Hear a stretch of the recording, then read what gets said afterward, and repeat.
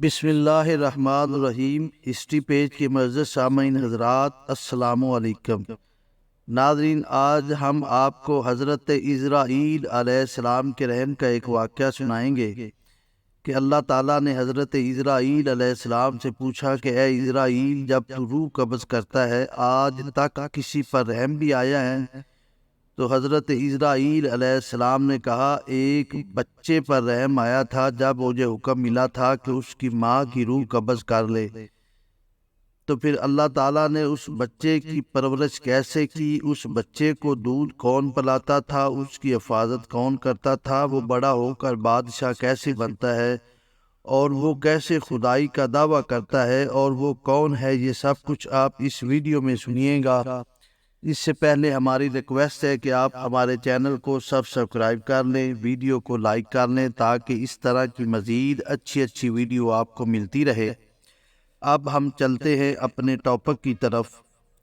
ایک دفعہ اللہ عز و جل نے حضرت اسرائیل علیہ السلام سے پوچھا، تجھے کسی کی جان قبض کرتے وقت کبھی رحم بھی آیا ہے؟ حضرت اسرائیل علیہ السلام نے عرض کیا، الہی، میرا ہر ایک کی روح قبض کرتے وقت دل دکھتا ہے، مگر تیرے حکم کی سرتابی کی مجال کہاں؟ ہاں، ایک واقعہ ایسا گزرا ہے جس کا دکھ میں ابھی تک نہیں بھلا سکا۔ وہ غم ایسا ہے جو تنہائی میں بھی میرے ساتھ رہتا ہے۔ ایک جہاز سمندر میں سفر کر رہا تھا، وہ تیرے حکم سے ایک طوفان میں پھنس گیا۔ اس طرح تھوڑی دیر بعد وہ جہاز تباہ و برباد ہو گیا۔ جہاز میں سوار کئی مرد و زن غرق ہو گئے۔ جو مسافر بچے ان میں ایک ماں تھی اور دوسرا اس کا نوزائیدہ بچہ تھا، جو تباہ شدہ جہاز کے ایک تختے پر سمندر کی لہروں میں تیرے رحم و کرم پر بہے جا رہے تھے۔ تیز ہوا نے انہیں آنن فانن سینکڑوں میل دور سمندر کے کنارے پر پہنچا دیا۔ میں ماں اور بیٹے کے بچ جانے سے بہت خوش ہوا۔ اسی لمحے تیرا حکم ہوا کہ ماں کی روح قبض کر لو۔ میں نے مولا کریم تیرے حکم کی تعمیل کی۔ باری تعالیٰ تو خوب جانتا ہے کہ یہ حکم پا کر میرا کلیجہ کانپ گیا تھا۔ جب میں نے اس شیر خوار کو ماں سے الگ کیا تھا تو مجھے کس قدر تکلیف پہنچی تھی، اب یاد آئی ہے تو آنکھیں آنسوں سے بھیگ گئی ہیں۔ پھر حکم الہی ہوا۔ کیا تجھے پتہ ہے بعد میں وہ بچہ کہاں اور کس طرح پرورش پاتا رہا؟ اسرائیل علیہ السلام نے عرض کیا، اللہ تعالیٰ تو عالم الغیب ہے، ظاہر اور باطن اسی پر عیاں ہے۔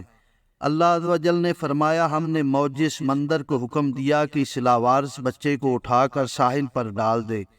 ساحل کے قریب ایک سرسبز و شاداب جزیرہ تھا۔ ہم نے پھولوں کو حکم دیا کہ بچے کے نیچے سیج بچھا دے۔ سورج سے کہا کہ اپنی تیز شعاؤں سے بچے کو محفوظ رکھنا۔ بادل کو کہا بچے سے ذرا فاصلے پر برسے۔ درختوں کی شاخیں خود بخود جھک کر پھل اور ان کا رس اس کے منہ میں ڈال دیتی تھی۔ جزیرے میں ایک شیرنی کی ہم نے ڈیوٹی لگا دی، وہ روزانہ اسے دودھ پلاتی۔ شیرنی کے خوف سے کوئی جانور بچے کے پاس نہیں آ سکتا تھا۔ اس جزیرے میں ہم نے خوش نوا اور حسین پرندے بھیجے جو ہر وقت چہچہاتے تاکہ بچے کا دل پریشان نہ ہو۔ ہوا کو حکم دیا اس پر سے آہستہ آہستہ گزرے تاکہ اس کو کوئی تکلیف نہ ہو۔ اے اسرائیل علیہ السلام، وہ تنہا بظاہر بے یار و مددگار بچہ پرورش پا کر خوب صحت مند اور بہادر ہو گیا تھا۔ ہم نے اس کے پاؤں میں کبھی کانٹا بھی نہ چبھنے دیا۔ دنیا جہان کی نعمتیں اسے عطا کی۔ اب اے ملک الموت، تو جانتا ہے کہ وہ بچہ کہاں اور کیا کر رہا ہے۔ ایک بادشاہ شکار کھیلتے ہوئے ادھر آ نکلا۔ وہ خوبصورت صحت مند بچے کو دیکھ کر بہت خوش ہوا، اٹھا کر اپنے محل میں لے گیا۔ اس کے ہاں کوئی اولاد نہ تھی، اس نے اسے اپنا بیٹا بنا لیا۔ بادشاہ کے مرنے کے بعد وہ اکیلا تاج و تخت کا مالک بن گیا۔ غرور اور تکبر سے ہمارے بندوں پر ظلم کرنے لگا۔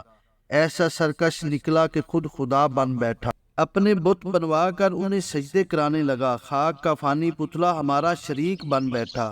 آخر ہم نے اس کی بہتری کے لیے اپنے خلیل ابراہیم علیہ السلام کو اس کے پاس بھیجا، اور اس ظالم نے ہمارے پیارے کو بھی آگ میں پھینک دیا۔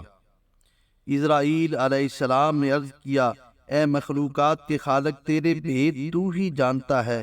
اس سرکش بچے کی حالت سے بے خبر ہونے کی وجہ سے دل میں خیال اور ملال لاتا رہا۔